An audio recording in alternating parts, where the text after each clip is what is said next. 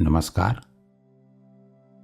ध्यान साधना में नींव की तरह काम करने वाली कुछ अवधारणा के बारे में मैं अपनी अंतर्दृष्टि साझा करना चाहता हूँ।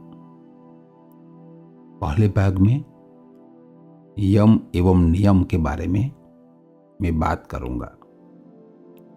दूसरे भाग में आसन एवं प्राणायाम के बारे में मैं बात करूंगा। तीसरी और आखिरी भाग में मनोभाव रेचन एवं रेचक ध्यान के बारे में मैं बात करूंगा। आज मैं अपनी अंतर्दृष्टि ध्यान साधना की नींव यम एवं नियम के विषय में साझा करूंगा। जब हम ध्यान के लिए बैठते हैं तो कुछ लोग हैरान हो जाते हैं। हम आदर्श लोग या ईश्वर का साम्राज्य जो सदा सर्वदा हमारे भीतर है उसकी कल्पना करते हुए ध्यान में बैठते हैं। लेकिन हम में से कुछ लोग इससे ठीक उल्टी स्थिति का अनुभव करते हैं। और कभी कभी तो स्थिति न केवल उल्टी होती है बल्कि उल्टी पुल्टी और उलझी उलझी लगती है। हम सोचते हैं शायद हम बुद्ध भूमि का रास्ता भूल गए या गलत जगह चले गए, और ये सोचने पर मजबूर होते हैं कि ये सब क्या है। शिव दर्शन को बैठे और शैतान दिख गया। हम ये भी सोचने लगते हैं कि छोड़ो ध्यान, हम जैसे हैं वैसे ही बेहतर हैं, कि ये क्या अंतस और क्या भीतर लगा रखा है, यहां तो बाहर ही बेहतर है। और हम आसानी से ध्यान को छोड़ देते हैं। हमारे शास्त्र और उपनिषद वगैरह को पढ़ते हैं तो ऐसा लगता है कि कभी ऐसा भी समय रहा होगा जब आंखें बंद करके चुपचाप बैठते ही लोग ध्यान में चले जाते थे।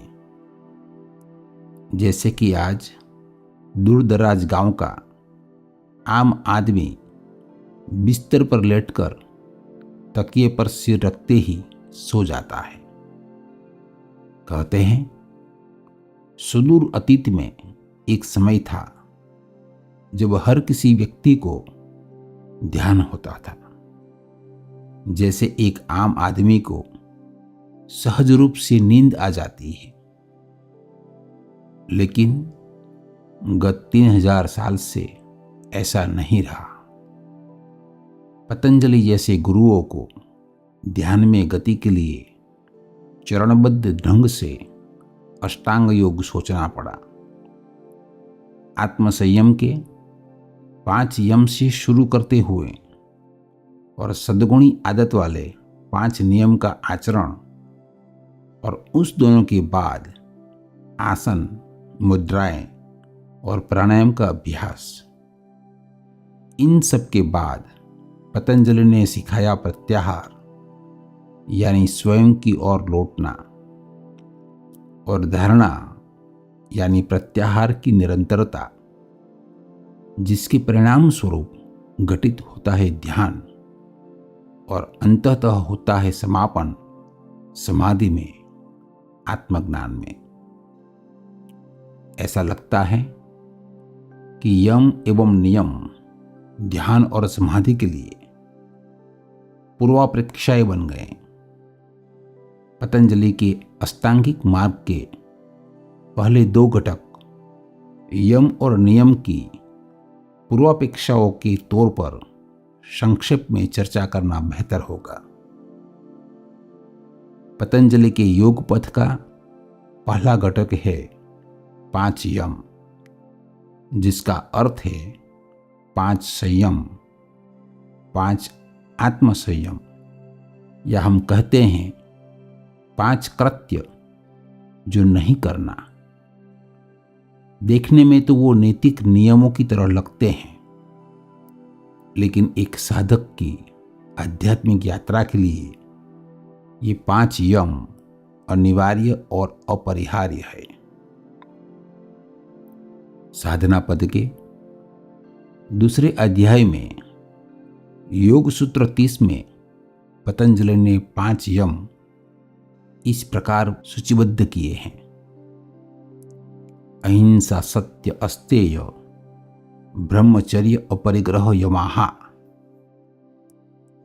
अर्थात 5 यम में अहिंसा, सत्य, चोरी न करना, ब्रह्मचर्य और लोभ न करना शामिल है।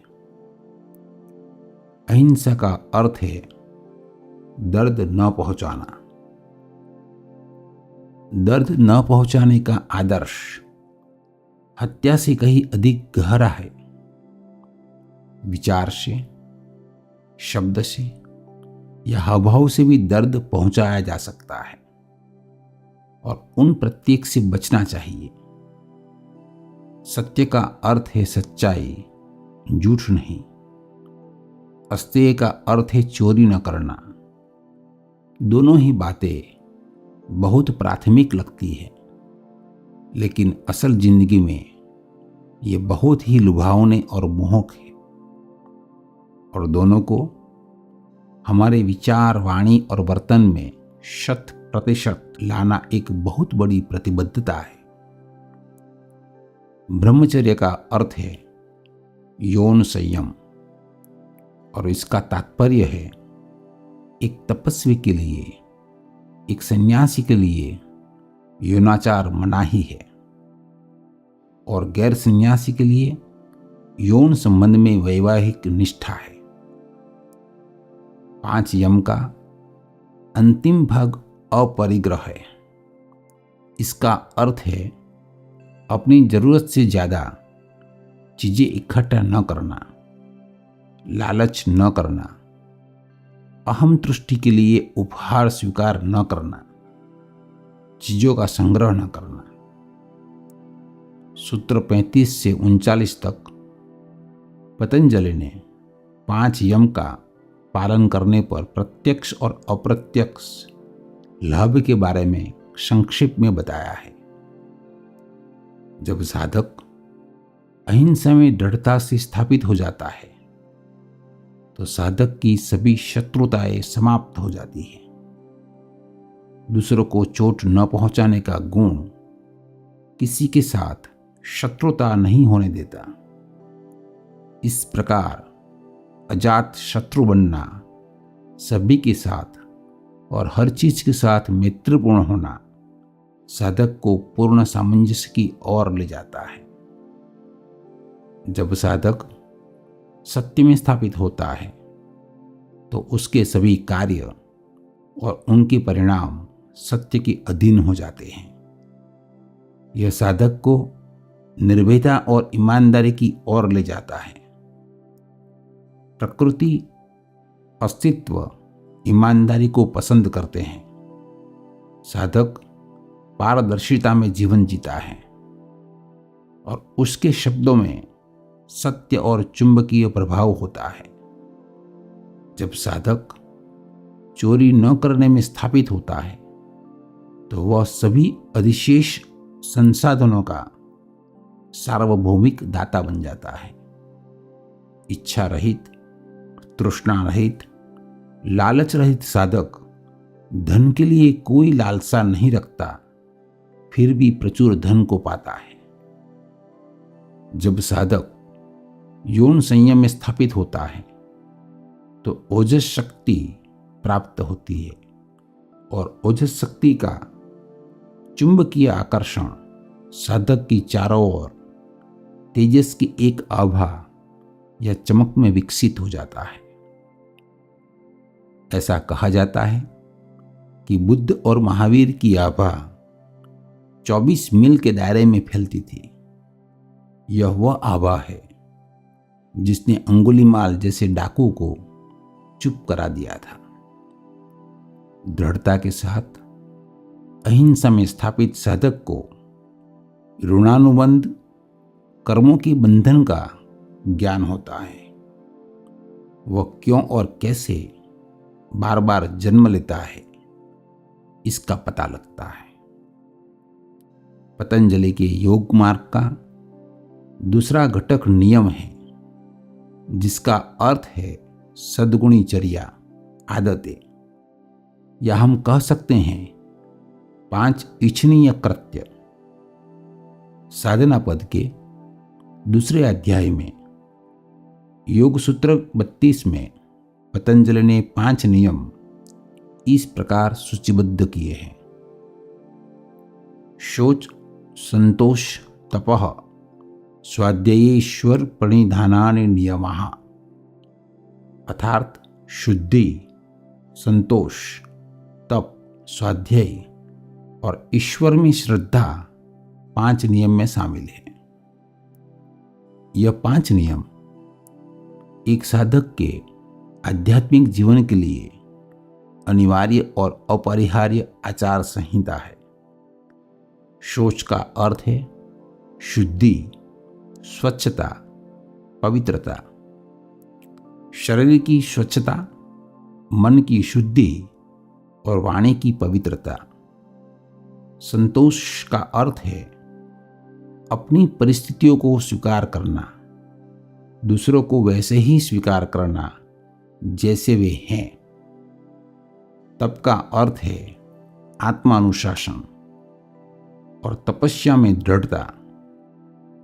स्वाध्याय का अर्थ है अपने विचार, वाणी और कार्य का अवलोकन, आत्मस्मरण, आत्मनिरीक्षण और आत्मचिंतन, और इन सभी के लिए शास्त्रों का अध्ययन। ईश्वर प्रणिधान का अर्थ है ईश्वर में अटूट श्रद्धा, अपने सच्चे स्व पर विश्वास, अस्तित्व में आस्था, सर्वोच्च ब्रह्म की प्रतीति। सूत्र 40 से 44 तक पतंजलि ने 5 नियमों का पालन करने पर प्रत्यक्ष और अप्रत्यक्ष लाभों का संक्षिप्त विवरण दिया है। शरीर शुद्धि की प्रक्रिया में अपने शरीर से वैराग्य विकसित होता है और दूसरों के शरीर की कामना कम हो जाती है। इसके अलावा शरीर, मन और भाव की शुद्धि के कारण साधक को सत्व की शुद्धता, मन की प्रसन्नता, एकाग्रता, इंद्रियों पर सहज संयम और आत्म साक्षात्कार के लिए योग्यता प्राप्त होती है। संतोष से साधक इच्छा, तृष्णा और प्रलोभन से मुक्त हो जाता है। तपस्या में दृढ़ता से साधक के दृश्य और अदृश्य, शरीर और इंद्रियों की शुद्धि होती है और साधक को धारणा, अंतर्ज्ञान और अंतर्दृष्टि की क्षमताएं सहज सुगम होती है। स्वाध्याय, आत्मस्मरण, आत्मनिरीक्षण, शास्त्रों के अध्ययन से साधक को अपने चुने हुए देवता का, अपने भीतर के ईश्वरत्व का एहसास होता है और ईश्वर के प्रति पूर्ण समर्पण से, ईश्वर में अटूट विश्वास से, अपने मन का सर्वोच्च ब्रह्म में समर्पण से समाधि प्राप्त होती है। बुद्ध द्वारा प्रचारित दुख को समाप्त करने का मार्ग के रूप में अष्टांग मार्ग आपने सुना होगा। बुद्ध का अष्टांगिक मार्ग था सम्यक दृष्टि, सम्यक संकल्प, सम्यक वाणी, सम्यक कर्म, सम्यक व्यायाम, सम्यक आजीविका, सम्यक स्मृति और सम्यक समाधि। इसी प्रकार महावीर ने 5 महाव्रत और शील त्रिपुटी बताए हैं। 5 महाव्रत है अहिंसा, सत्य, अस्तेय, ब्रह्मचर्य और अपरिग्रह, और शील त्रिपुटी है सम्यक दर्शन, सम्यक ज्ञान, और सम्यक चरित्र। आपने सुना होगा कि परमेश्वर ने मूसा को एक्सोडस में निर्गमन 19 से 24 में 10 आज्ञाएं दी थी, जो इस प्रकार है: तुम झूठी गवाही नहीं दोगे, तुम हत्या नहीं करोगे, तुम चोरी नहीं करोगे, तुम लालच नहीं करोगे, तुम व्यभिचार नहीं करोगे, अपने पिता और माता का आदर करोगे, मैं यहोवा तुम्हारा परमेश्वर हूं। तुम किसी अन्य देवता को नहीं रखोगे, नहीं तुम मूर्तियां बनाओगे। सप्त के दिन को पवित्र रखो। ये सभी क्या करे और क्या ना करे, अनिच्छनीय कृत्य और इच्छनीय कृत्य उसी रूप में या थोड़े बहुत संशोधित रूप में सभी ध्यान अभ्यासों में समाहित हो गए, चाहे साधक किसी भी धर्म या परंपरा से संबंधित हो, क्योंकि इन्हें ध्यान साधना की नींव के रूप में लिया गया। ऐसे क्या करें और क्या न करें का प्रभाव इतना अधिक था कि यह समुदायों के लिए सामाजिक रीति रिवाज और शासन व्यवस्था के लिए नैतिक दिशा निर्देश बन गए। दूसरे भाग में मैं आसन और प्राणायाम के बारे में बात करूंगा।